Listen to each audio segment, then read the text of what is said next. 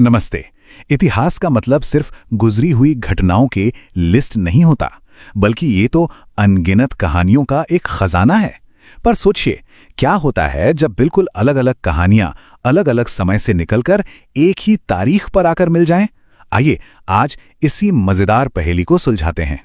जरा सोचिए तो, एक तरफ सितार की गूंजती हुई धुन, दूसरी तरफ पूरी दुनिया के लोगों की सेहत की फिक्र, और तीसरी तरफ आग पैदा करने वाली एक नन्ही सी चिंगारी। भला इन तीन अलग अलग चीजों में क्या कॉमन हो सकता है? और इसका जवाब है इतिहास की एक ही खास तारीख। जी हां, ये तीनों चीजें अलग-अलग सालों में जरूर हुईं, लेकिन कैलेंडर पर दिन एक ही था। चलिए इस दिलचस्प सफर पर निकलते हैं। हमारी पहली कहानी कला और संगीत की दुनिया से जुड़ी है। ये कहानी है एक ऐसे महान कलाकार की जिसने भारतीय संगीत को पूरी दुनिया के मंच पर एक नई पहचान दिलाई। आज ही के दिन साल 1920 में बनारस में जन्मे थे पंडित रवि शंकर।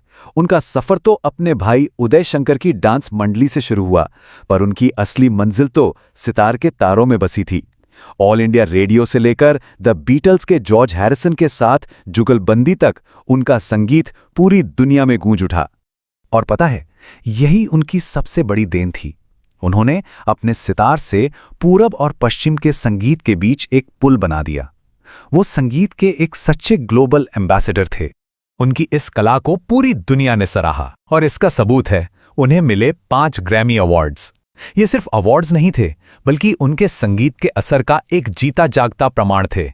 तो चलिए अब संगीत से हटकर विज्ञान की दुनिया में चलते हैं और एक ऐसी छोटी सी चीज की कहानी जानते हैं जिसका इस्तेमाल हम लगभग रोज करते हैं। पर क्या आप जानते हैं कि इसका आविष्कार एकदम अचानक एक एक्सीडेंट से हुआ था? ये बात है साल 1826 की। एक अंग्रेज केमिस्ट थे जॉन वॉकर। वो अपनी लैब में कुछ काम कर रहे थे। तभी कुछ केमिकल्स में डूबी एक लकड़ी की तीली गलती से जमीन पर रगड़ गई और उसमें आग लग गई। बस इसी एक छोटी सी दुर्घटना से माचिस का जन्म हुआ। इस छोटी सी चिंगारी के पीछे का साइंस बड़ा सिंपल था। एंटीमनी सल्फाइड और पोटेशियम क्लोरेट, इन दो केमिकल्स का मिश्रण। जब इन्हें रगड़ा जाता तो आग पैदा होती थी। देखिए कैसे एक छोटी सी खोज ने हमारी दुनिया बदल दी।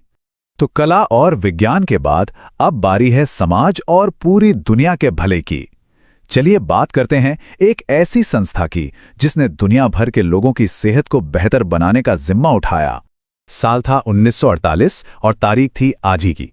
दूसरे विश्व युद्ध की तबाही के बाद दुनिया को एक साथ लाने और स्वास्थ्य से जुड़ी चुनौतियों से मिलकर लड़ने के लिए विश्व स्वास्थ्य संगठन यानी WHO की स्थापना हुई।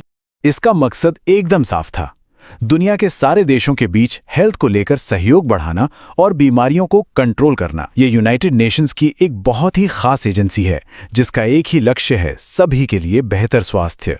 और आज 194 सदस्य देशों के साथ ये संगठन दुनिया के कोने कोने में लोगों की सेहत की रक्षा के लिए काम कर रहा है। इसका स्केल वाकई में बहुत बड़ा है। तो देखा आपने, पंडित रवि शंकर का जन्म, माचिस जैसी छोटी मगर जरूरी चीज का आविष्कार और पूरी दुनिया की सेहत की देखभाल करने वाले WHO की स्थापना। कला, विज्ञान और समाज, तीनों में ये बड़े बदलाव इतिहास में एक ही तारीख पर हुए। देखिए, इतिहास हमें यही सिखाता है कि कोई भी दिन मामूली नहीं होता। हर दिन में दुनिया को बदलने की ताकत छिपी होती है। तो अब सवाल ये उठता है कि आज का ये दिन जिसे हम जी रहे हैं, आने वाले कल में किस बड़ी खोज, किस नए आइडिया या किस महान काम के लिए याद किया जाएगा? ये बात सोचने वाली है ना?